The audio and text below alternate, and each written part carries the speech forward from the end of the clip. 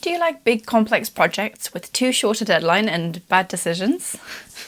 Well, me too. Let's get into it. Hello everyone and welcome to a new video. Today we're making a Taylor Swift inspired 18th century costume made up of one pair of stays and one petticoat. This costume is inspired by the stage costume Taylor Swift wears in her Torture Pose department set in the Eras Tour, which was designed by Vivienne Westwood and has some strong historical influences.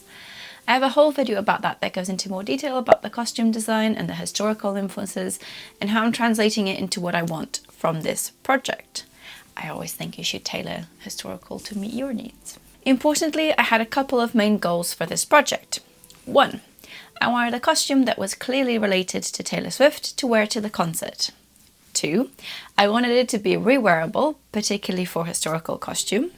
3. I wanted it to be made out of mostly stash materials that could also be historically accurate, just because I had them. And lastly, it had to be done by the concert date, obviously, and not have any visible modern construction techniques like top stitching. Did I hit all of these goals? Well, when trying to negotiate speed and historical methods, it was important to brush up on my hand sewing skills to make sure the stays were strong and the petticoat was nicely finished. And this brings me to our sponsor. This video is sponsored by Craftsy, an online community of creative, like-minded makers where members can find endless inspiration, advance their skills, and discover new hobbies. There's over 2,000 inspiring classes for members of all skill levels, with step-by-step instructions in over 20 crafty categories like knitting, cooking, painting, and importantly to me, sewing. Starting a new hobby can be really isolating. I wish I had a resource like this when I first started sewing. As someone who loves all things crafty, I also like crocheting, knitting, and baking. It's kind of endless. Once you start one, you do them all. It's incredible to have so much knowledge in one single resource. For this project in particular, I enjoyed the class tips for sewing seam finishes and hems and couture stitches for fierce handmade garments. I found it great because being self-taught, it's such an amazing insight to see best practice from professionals and improve my own skills this way. The first 1,000 of my subscribers to click the link in the video description will get a full year of premium membership to Craftsy for only $1.49. Now that we're equipped with resources to improve our sewing, let's get started on the project. I decided to first start with materials. My main fabric for this was 2 meters, yes you heard me right, only 2 meters, of ribbed silk taffeta I had in my stash, left over from a previous project, alongside a 15-inch wide 2-meter strip of the same fabric. Scraps, if you like. This was just enough for a petticoat, but not quite enough for the stays, so I bought 1 meter of a colour matching plain silk taffeta at a local fabric shop. This was about £25 per meter. For the stays, you also need some strength layers. For mine, I used a medium weight linen and a medium weight cotton canvas, both from my stash. And that was it for materials, well, mostly. For patterns, I decided to try out the Ella Stays pattern by Luneth, who is an amazing maker that I followed on Instagram for years. I'll leave her details in the description box. I've had this pattern for a few months and I was excited to finally have a reason to try it out. But first I had to make a mock-up. Okay, so here's the altered mock-up. I just wanted to tell you a bit more about the changes that I'm making because I do realise that fitting is probably the hardest thing and is where I usually feel the most isolated when I'm sewing. So here are the changes that I'm making to this pattern. This is not a bad reflection on the pattern. Just remember, your bodies are not standardized, so you always have to alter patterns to fit you. They should always be that way. So something that I know about 18th century stays in my body is that they're always too wide here for me, and like this really digs into my arms and I really don't like it. So typically what I do is I move this bit that raises a bit inward. In this case you can see that the armhole, because it's too wide at the front from me, it's really uncomfortable here and it bends. So I think I'm going to carve out the armhole a bit more and I might even carve out this bit a bit further. The other thing I've had to do is to really shorten the straps. So these straps have already been shortened by 1 inch. And I think it's because I couldn't get the back to sit quite where it should be. Like the back of the waist was like really low because it kept wanting to be, like it wasn't sitting properly. And I think it might have been because it was too tight. So I've also let it out on the side back seams by about 1/4 of an inch on either side, and that's really given me enough space for them to be comfortable. So that's a change I'm going to implement as well. Otherwise, I think I'm going to move forwards with it. I think it's a really nice silhouette. They're very comfortable. Yeah, you can see, except for this bit of the armhole, that's the only uncomfortable bit about it. And I really do need to move forward because the concert is like in 2 weeks. So I think I'm going to cut them out today. I'm going to make these changes to the pattern and then I'm going to cut them out. I'm really pleased with like the general shape and look of them. So we're going to move forwards. But yeah, I don't really know why I have to shorten the strap so much, but you can see that there's a huge overlap here. So I'm going to have to shorten the straps even more because they're meant to have eyelets and they're meant to be able to be adjustable. So the strap really should be up here so that it can be pulled. But I don't know, I think maybe it's because I'm short-waisted or like there's not a lot, I don't know. Let's get to cutting. After those initial alterations, I went ahead and cut out my pattern pieces out of the silk taffeta, the cotton canvas and the linen.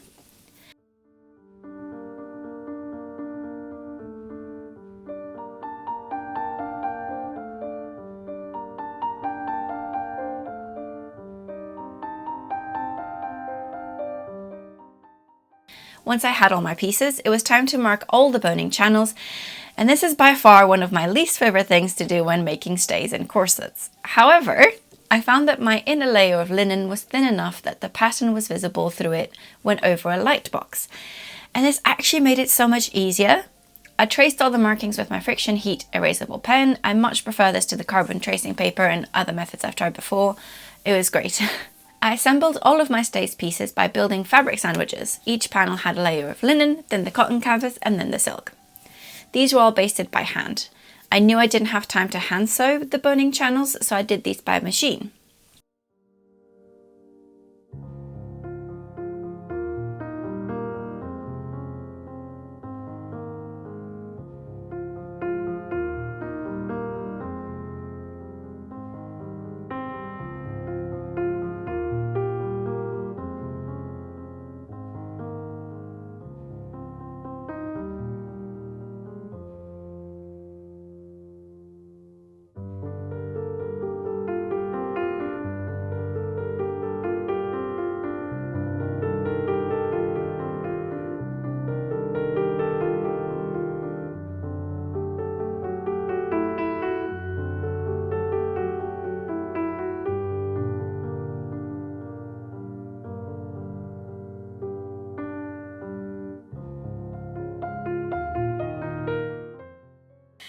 So I've just finished my boning channels and I just wanted to show you what they look like because I actually think they look great. So this is what it looks like.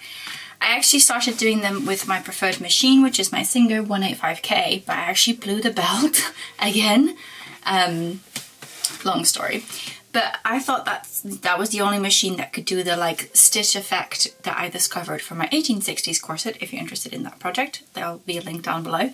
But it's where I used a thicker silk thread on the bobbin and I fiddle with the tension so that it kind of almost resembles like really tiny hand stitches. Like this. So there is some wrinkling, and I think this is because I didn't get the tension properly a couple of times, but I'm hoping that the boning will smooth it out. And if it doesn't, then it doesn't. I don't have time to be redoing any of this, and also I don't have the will, and that's important too. So I've got all my pieces done. You can see here, that's what they look like. And I also wanted to talk to you briefly about the layers because I forgot to mention this, but usually stays are built up by different structural layers. It depends on really the tightness and the thickness of your fabrics. This is why I was referring to my Patterns of Fashion 5 because I couldn't quite decide how many layers to go. And I have a silk taffeta for the top. However, this silk taffeta is not as strong as historical silk taffetas because fabrics are woven differently nowadays and they're not as strong. So I knew that it absolutely had to be backed, but once I put it against just my sort of heavier weight linen, I didn't think it was enough. So because the bone would be sandwiched between the taffeta and the linen directly, I feel like over time with the friction, the taffeta was more likely to wear out faster. So in between, I actually added a layer of plain cotton canvas, which you can see just here. This is just your plain cotton canvas. I actually have it for corset mock-ups. It's nothing fancy, but it's really done the job. It's given it enough stability, but it's still flexible. It's still breathable because it's still all natural fibers. And it's not as stiff as something like buckram, which is something that could be traditionally used for like more court stays and things like that. So yeah, I'm really happy with the layering. So the next step is to seam it. And ideally I would do this by machine, but I also kind of been thinking about doing it by hand. So let's see how much time I have and when I make that decision. It's time for a long overdue update on the stays. So I've been working on them off and on for about 2 weeks or so, and they're coming along, but it's just taking forever because I made the foolish decision to hand sew them because I thought I had enough time. And technically I do, but I'm gonna have to be able to not do anything else. So here's what I'm talking about. So you absolutely don't have to hand stitch stays. You can sew them by machine. I did all of the boning channels by machine, which you can see here. But then I decided that I would do the actual the actual sewing of it by hand as well. And I've done this before, and the reason why I wanted to do it is because it's basically just a whip stitch, which I really enjoyed doing. So obviously for sewing stays, you need your thread to be really strong. And in this case, I am using silk thread, which is the same kind of thread that I use for the boning channels. And I'm just making sure I'm waxing it and making it really strong. The first step is to catch down or sew down the seam allowances. So this is my seam allowance here. And I've just sewn it down with the whip stitch all the way along, and this is repeated across all of the pieces. And then all you have to do is you butt up your pieces together like this into position, and then that's also whip stitched together. So at the moment I have got 1 or 2 pieces left to whip stitch the seam allowance down on, and then I'm gonna have to stitch all of the pieces together. But I've actually managed to do one of the hardest things, which is the eyelets. As you can see, it has so many eyelets, and these are also all hand done. They took me about 4 hours of hand stitching. Again, you can use metal eyelets, do this by machine, save yourself. But I really enjoy the result, and because I want these stays to last and to be able to be used for historical bits in the future, I was ready to put the time in to really make them work. But I am on a really tight schedule, so I need to finish all these hand sewing bits. I need to sew the pieces together. I need to bind. I forgot about the binding. I still need to bind the top and the bottom. Christ. And yeah, I need to get a move on.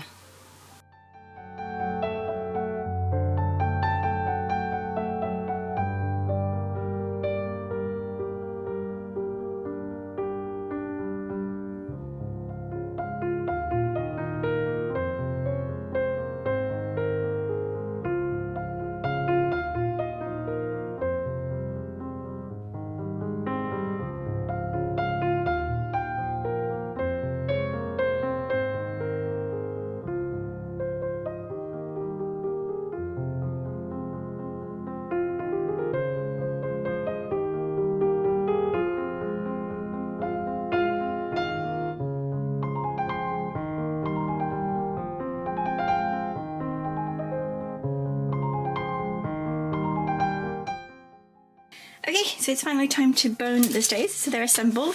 As I showed you, I was doing the seams by hand, by whip stitching them, and I've done them all now.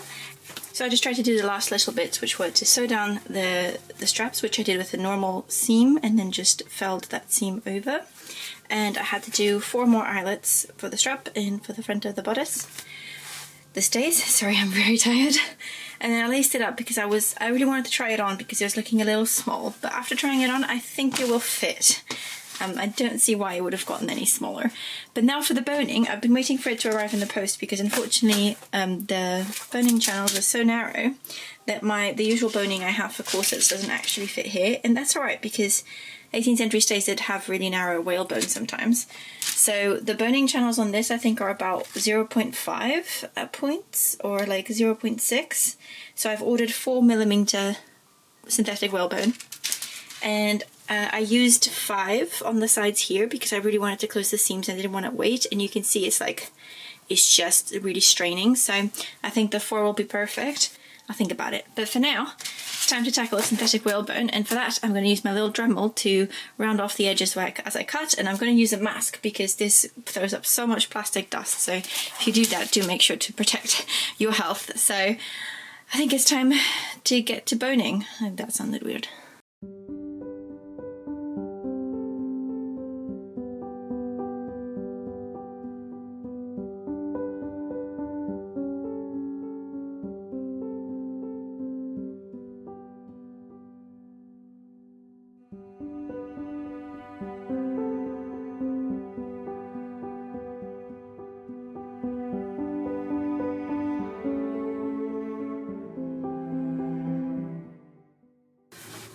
Oh my god, I'd forgotten how long binding takes. So I'm binding the stays, which is the last step on the stays, and also really important for them to be wearable, so you can see here at the bottom.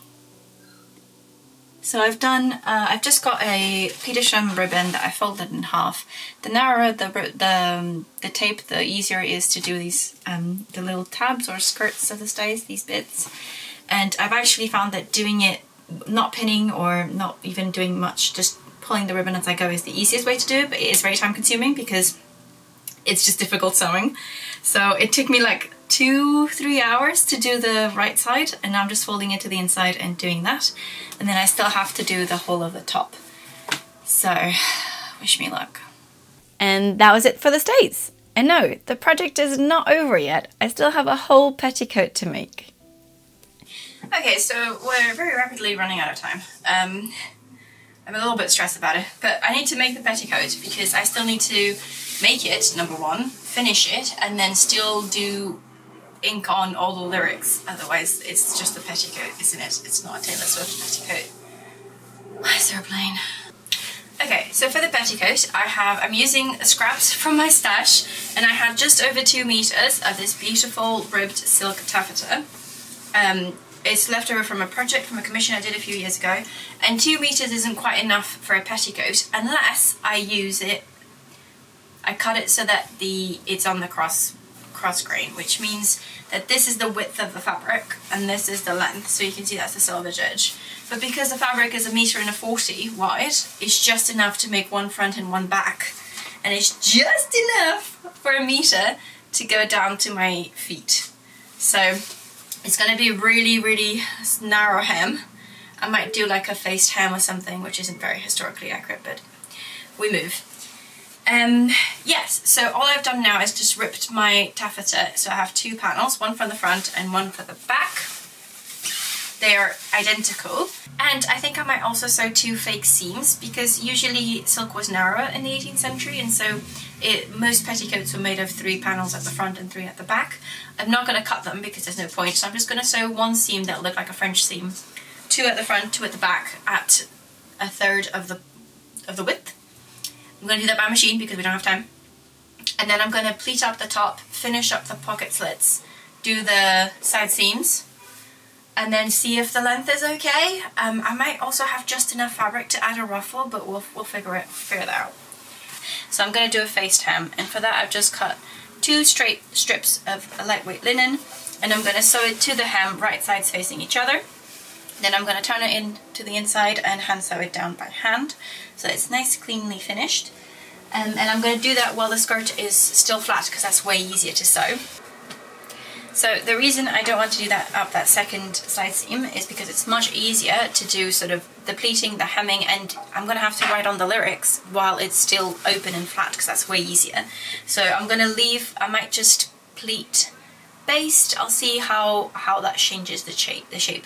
And I also want to add the flounce, which is much easier to do when it's still flat. So all of this to do, and I'm still in a rush. Okay, so I'm working on the text, and I think it's really important to have the lyrics on the skirt, because I think it's such an important part of the costume and to make it recognizable and relevant. However, I didn't want them to be permanent. I knew I didn't have time to embroider them or really do anything else like that, but I want them to be able to wear this petticoat as an 18th century costume, and obviously writing wouldn't be historically accurate. So what I thought I'd do was use the heat erasable pens, because, well, typically they're very good, but I do know that on lighter fabrics they often sometimes leave a residue. So you can see here where I have traced out the thing, and after erasing it with the iron, you can still see the trace.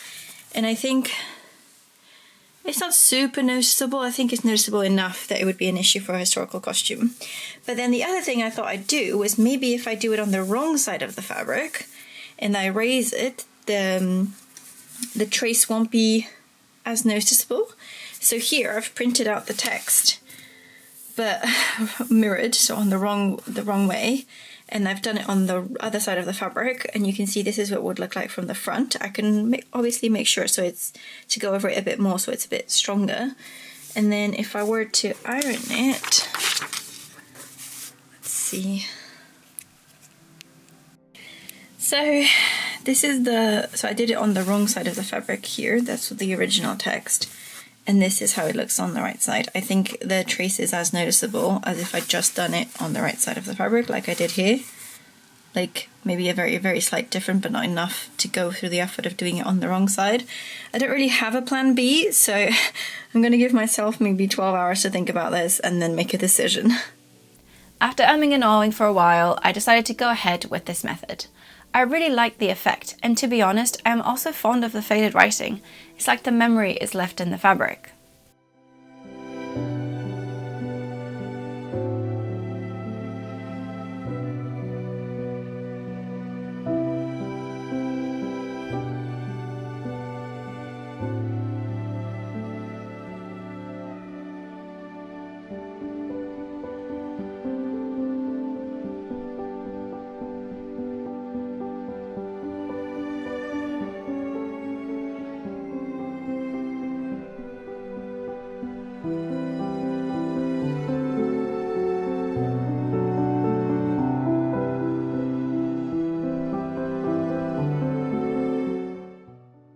The petticoat is pleated at the top and finished by sewing some tape across the top, then turn the tape inwards and sew again. I used my last scrap of fabric to add a little gathered flounce to the petticoat. Since with 18th century dresses only really the front of the petticoat is visible, it was more common only to decorate the front to save on materials and expense. So I cut the edges of this strip of fabric with some pinking shears and then gathered the top to make a flounce, which was pinned and hand sewn to the petticoat. Okay, so it's the night before the concert, and I believe it's been a little while since you've seen the petticoat or have seen it at all put up, and I'm sorry about that. It's been very, very frantic in getting this together.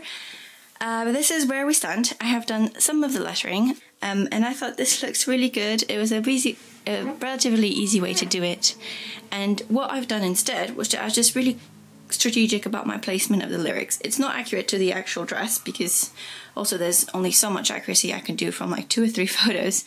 But what I've done was I've left the front panel clear, and this is because when the dress is actually worn, it's going to be looped up like this. It's hard to tell, sorry. It's going to be looped up, so you won't be able to see the front anyway. But on 18th century dresses, you usually have like a stomacher and an open front. So like the only really visible side of the petticoat is usually this front panel and a little bit of the sides maybe. So by keeping it clear, I won't have any of the faded writing right at the front for historical things, only around the sides and the back. So I thought that was a really great compromise.